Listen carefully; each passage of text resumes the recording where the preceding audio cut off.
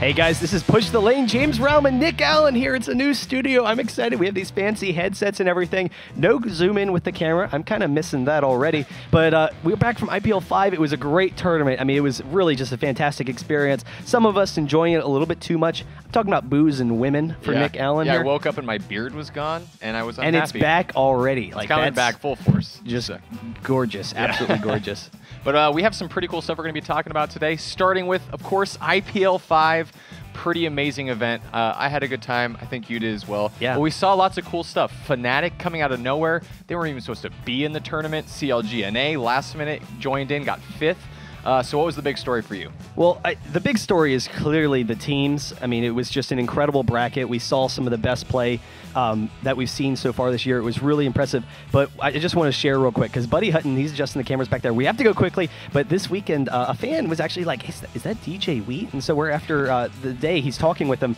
And Buddy's like, who do you think I am? And he's like, DJ Wheat? He goes, say my name.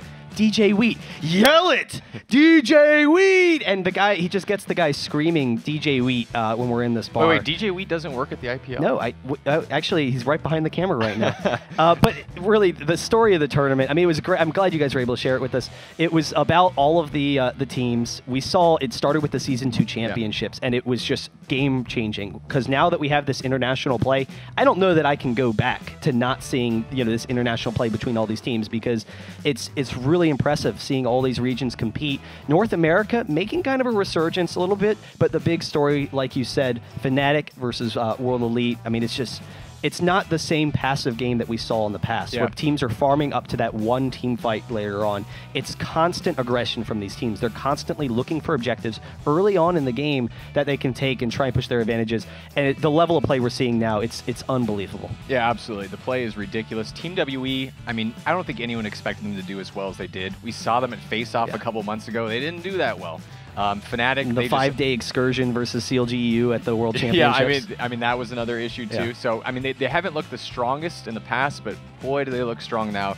Fnatic. I think the big thing is there were so many games that you can't help but agree that the best team won for that day, for that tournament, because there's so many games. The best teams are going to rise. Well, there's to the no top. question. The best team rose to the top in that situation. And speaking of the best teams, best players is our next topic. MVP of the tournament. Who'd you like?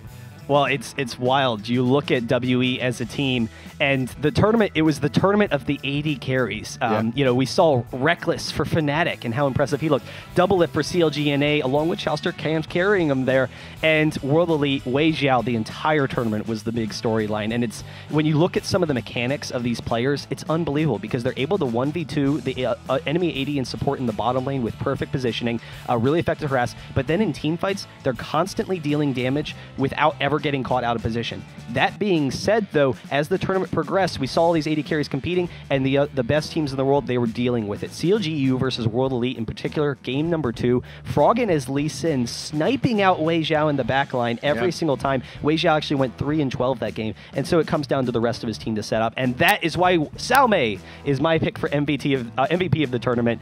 I didn't see him lose a lane. I don't know if I saw anyone from MVP lose a lane, from WE lose a lane the entire tournament, but in that game, being able to take down Kog'Maw as Rengar, and then also the backdooring and split pushing that he was able to do, really was very impressive. And throughout the tournament, very impressive. Yeah, you said 80 carries were the big story. I mean, and then you talked about a top laner.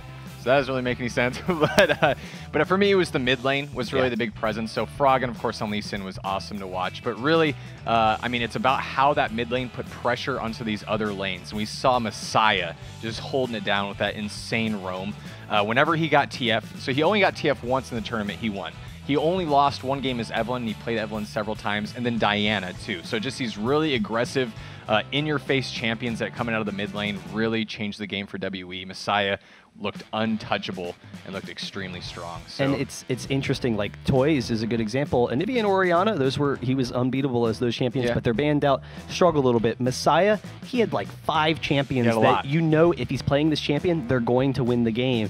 And you just can't ban out enough champions. But it was a really cool tournament overall.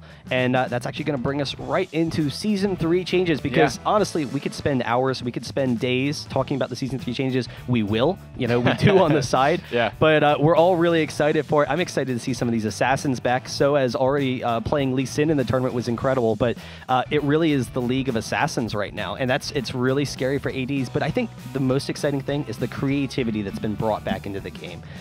You know, we're playing and your support, and there's like 10 support items that are all really strong right now. And I'm like, damn it, Nick, you know, you need to be getting Shirelias. Oh, haven't you bought the locket yet? How about that item that gets rid of the turrets? Deactivate the turrets for me, Nick. Nick, why aren't you promoting a minion on the side lane?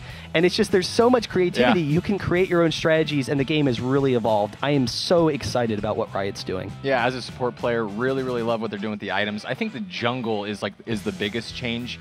And really, the jungle is a lot harder early on, and so we're not going to see as much lane presence out of junglers, which make a bunch of champions more viable. We're seeing a lot more Ashe, who really struggled in the early game because of how easy it was to gank her. So if she's more viable, she's more safe, you can pick her, and we're actually going to see more jungling presence in the mid game. It's not going to be so much about support. They're actually going to have a lot of gold. They're going to have a lot of presence, and that shift in just the jungle just greatly affects the other lanes, and it's completely changed the game. Really excited about what they're doing. Yeah, it's cool. I mean, the game is going to be improving esports as a whole. You know, it was a great year, 2012, some of the international competitions that we've seen and what Riot's been doing. I am so pumped for Season 3 to come up. Yeah. But next up, couple of last tournaments. We'll go into them real quick. IEM Cologne is going to be this weekend. Fnatic out of IPL 5 and even DreamHack before then has looked incredible. CLGU's there as well. You know, they haven't quite adjusted that aggressive early game playstyle, but their late game is definitely very strong. And then you also have to look at some of the other teams, like Eclipsia. They've looked really strong. I'm So Fresh in the jungle has been one of those top junglers. Millennium now, right? New Millennium. Yeah, they're Millennium now. So what are your thoughts for this tournament? Yeah, we're going to see two Korean teams actually there, Eat, Sleep, Play, and CJ Entis. Eat, Sleep, Play has Reapert, formerly of Zubu Blaze. So I bet he has something going on. You know, I bet they're pretty good. So and we know that the Korean scene is probably the strongest scene in the world right now.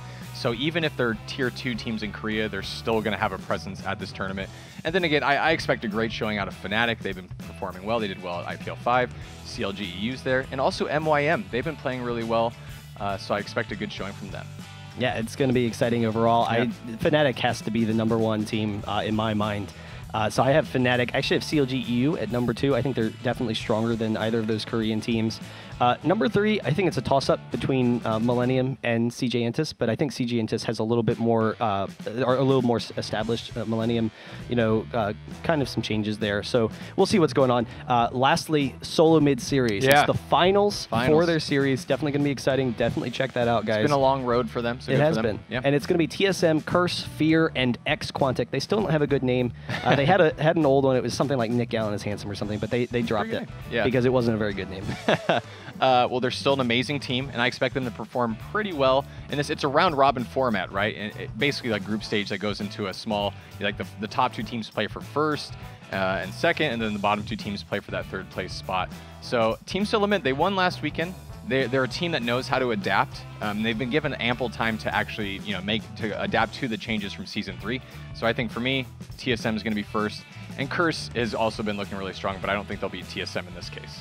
Yeah, no, it's I'm excited to see what's going to happen. I think Curse are probably the favorites coming in, but TSM, like when they get their act together, you can't underestimate them. They're just such a brutal team. They won the previous week for the TSM series, so I think they're definitely making some big changes after, you know, losing recently. They're a little embarrassed as a team.